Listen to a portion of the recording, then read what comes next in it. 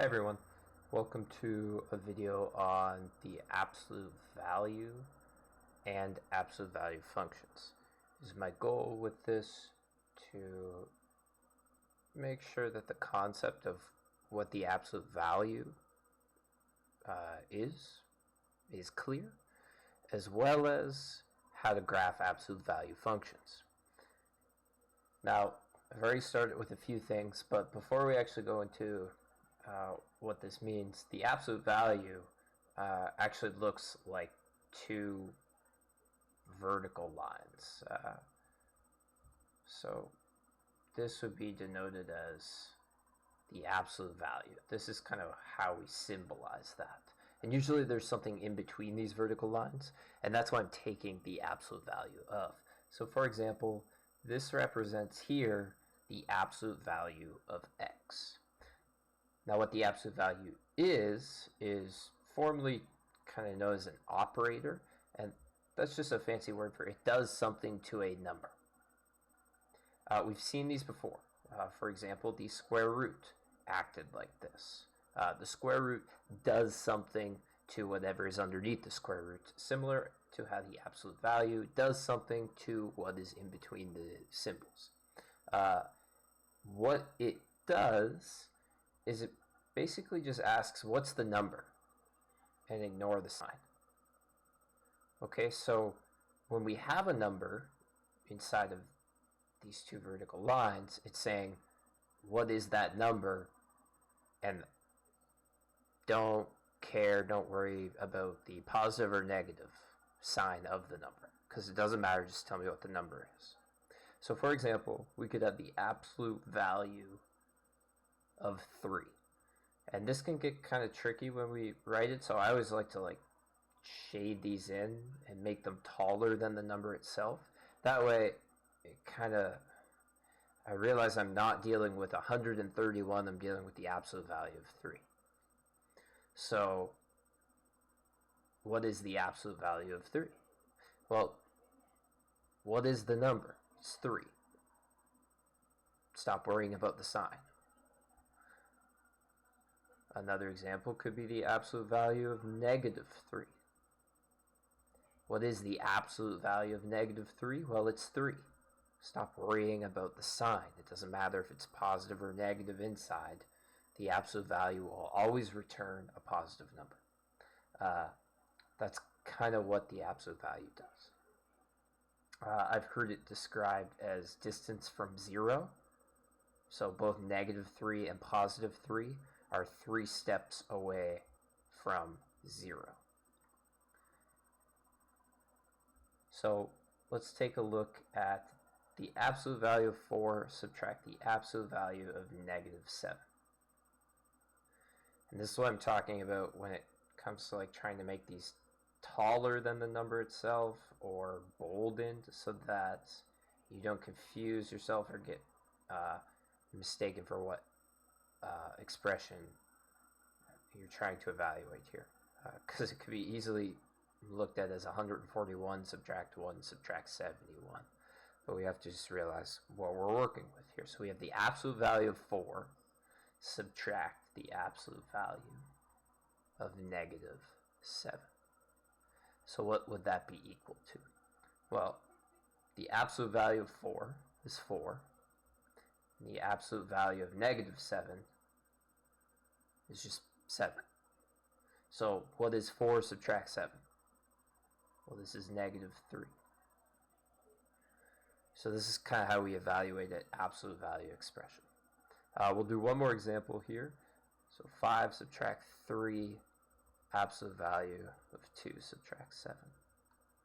In terms of mathematical expressions, you can also kind of treat them as brackets. So we have to evaluate what's inside of the absolute value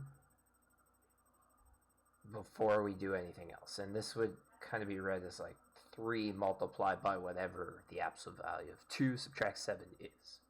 So we have 5 subtract 3, absolute value of negative 5. Well, the absolute value of negative 5 is just 5. So we have 5, subtract 3 times 5, that's 5, subtract 15, that's negative 10. Okay, so now we want to look at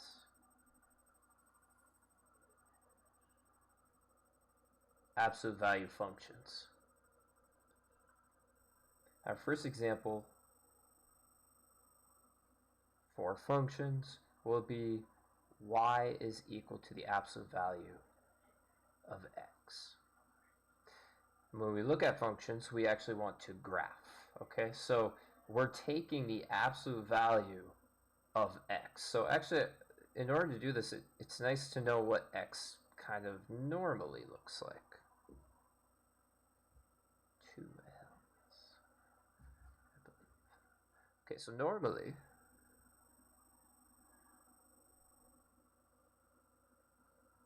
here's my x and y axis. And y is equal to x is just this straight line here.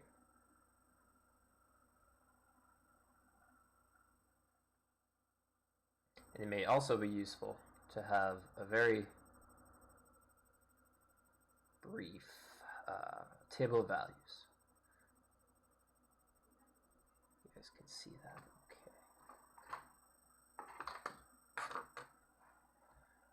Yeah. So when x is negative 2, y is negative 2.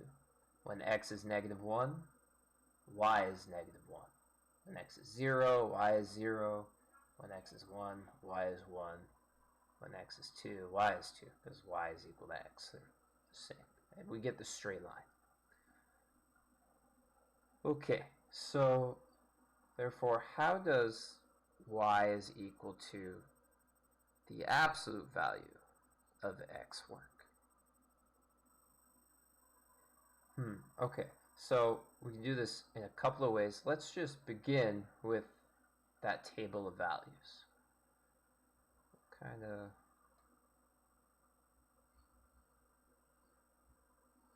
hopefully you guys can see that a little better. What we'll say is x is negative 2, x is negative 1, 0, and 1, and 2. Okay, so what is the absolute value of 2? Well, that's 2. What is the absolute value of 1? Still 1. What is the absolute value of 0? This is 0. So far, everything looks kind of exactly the same. So if we're graphing this,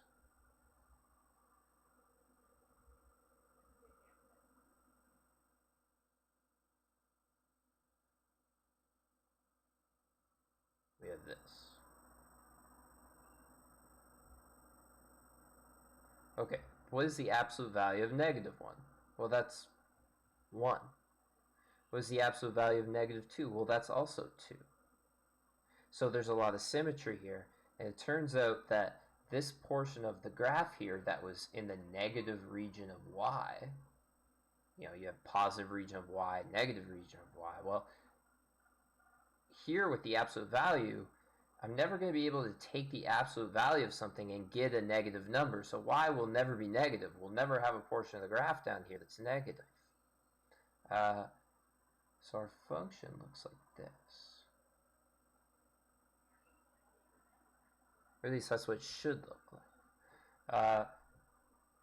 That would be the absolute value of x. So we'll double check that. We'll get rid of this. Bring up our handy graphing. We have the absolute value of x. Okay, so that's exactly what we thought it looked like. Moreover,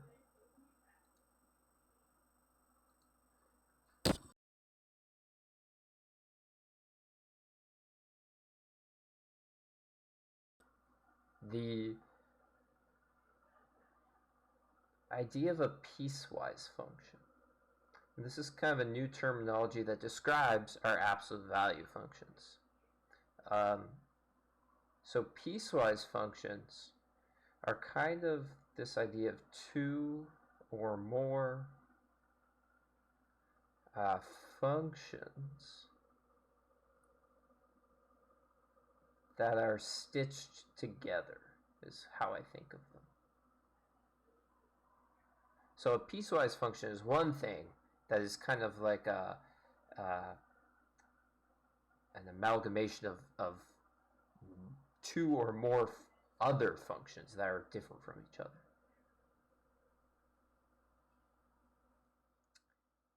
And this is a more general idea.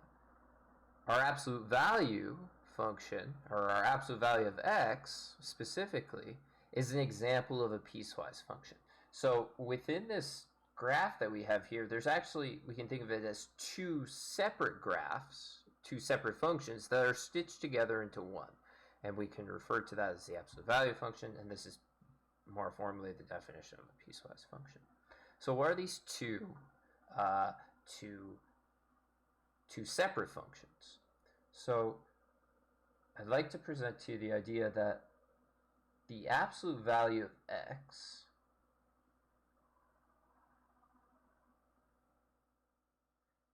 was kind of always equal to x when it was greater than 0, right? Like, we even started off, we labeled all these points and we drew this, and it seemed to act the exact same way. Okay, so the absolute value of x is equal to x when x is greater than or equal to 0.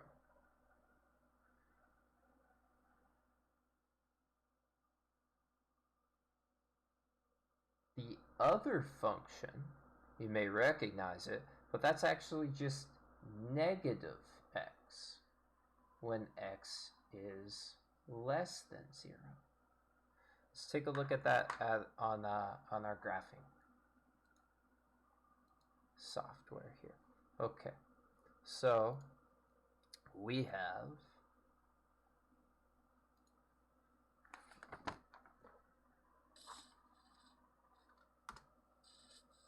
y is equal to x, and that's the purple line that you see there.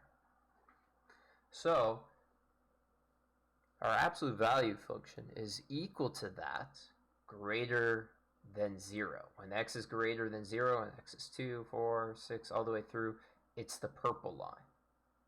But when x is less than 0, we'll make that a different color here, it's our orange line. Okay, so our orange line extends kind of upwards this way. It's negative x. But it's only going to be our orange line when x is less than 0, like negative 2 and negative 4 and negative 6. That's when it's the orange line. So it's the orange line as we come through here, and then as we hit 0, it becomes the purple line. And we kind of ignore this region below where y can be negative. Altogether, we have the absolute value of x. So I hope that kind of makes sense. We'll look at a few more examples.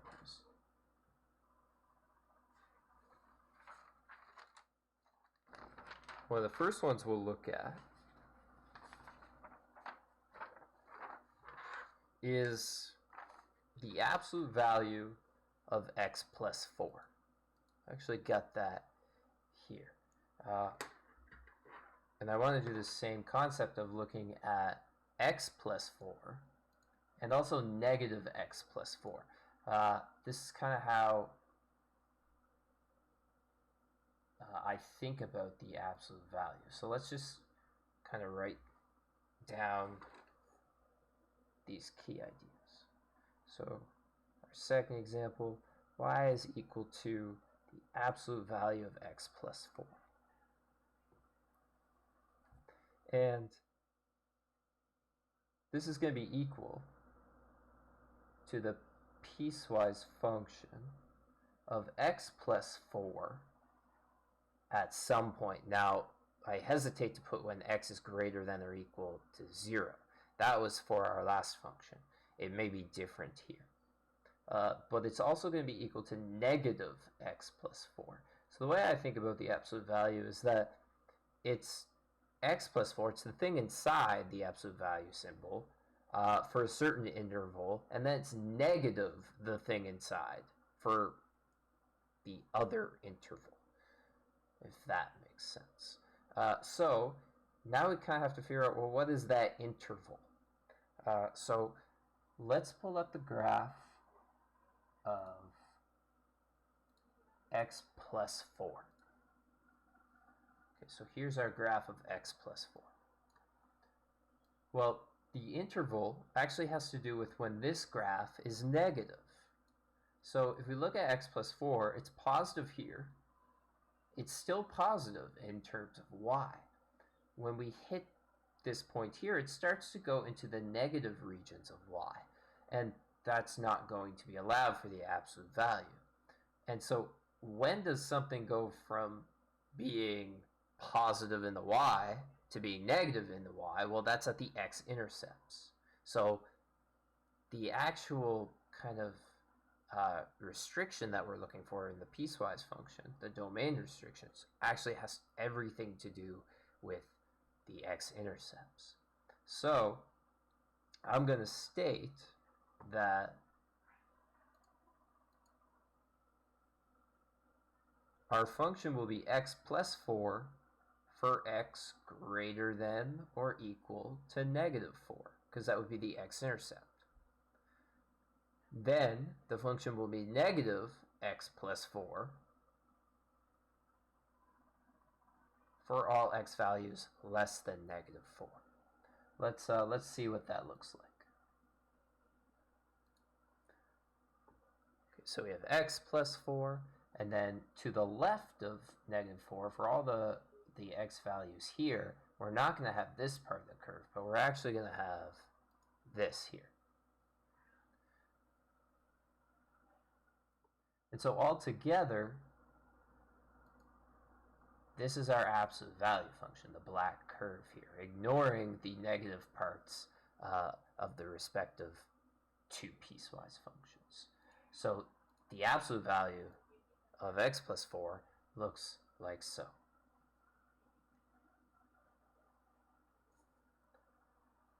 Okay, as you can see, we're going to try one more example.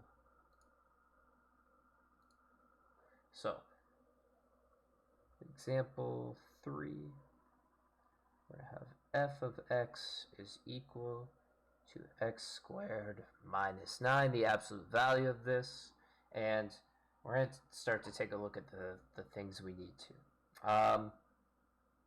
What's important is to actually find the x-intercepts, or the roots of x squared minus 9.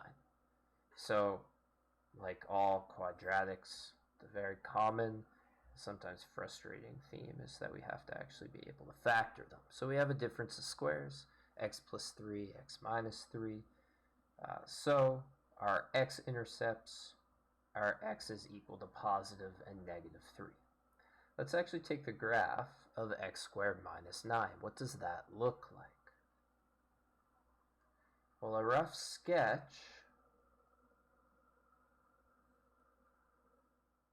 looks a little like this. So we have plus 3 and we have minus 3. That's our x-intercepts.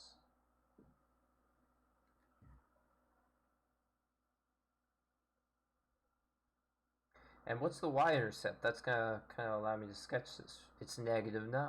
So that's down here. So our graph kind of looks like this. So it's a rough sketch. Now,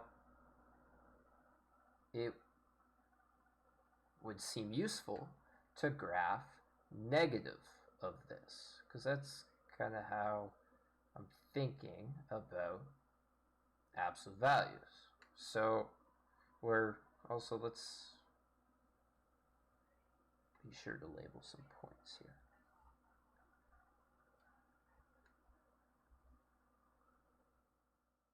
So here we have 3 comma 0, we have negative 3 comma 0, we have 0 comma negative 9. That's x squared minus 9. Now the negative version of that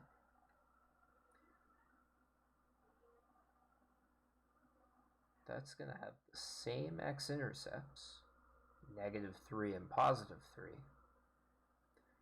But instead of being oriented like this, it's kind of gonna go like this.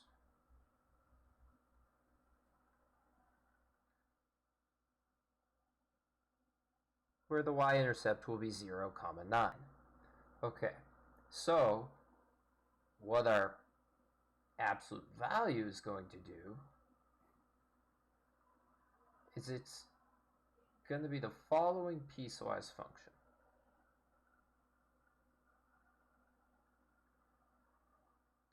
It's going to be x squared minus 9. And we want to look at this function. We say, where is it positive? Well, to the left of this point, to the right of that point.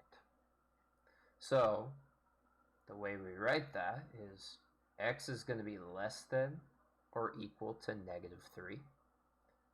Also, x is going to be greater than or equal to +3. That will give us this. X can be less than -3 and greater than +3. And we're going to ignore this part because that's in the negative region.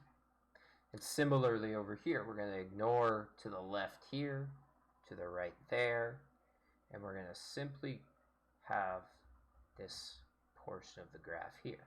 It's nice because that portion of the graph is actually where this portion was negative. So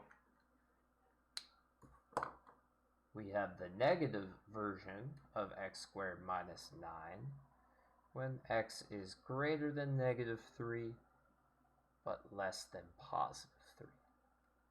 So altogether, our graph should look something like this.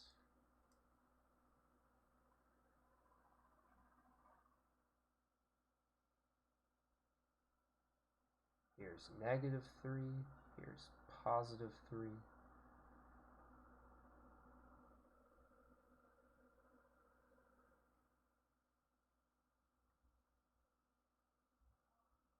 And here's my 0, 9 points. So that's kind of what our piecewise function should look like. It's what our absolute value of x squared minus 9 should look like.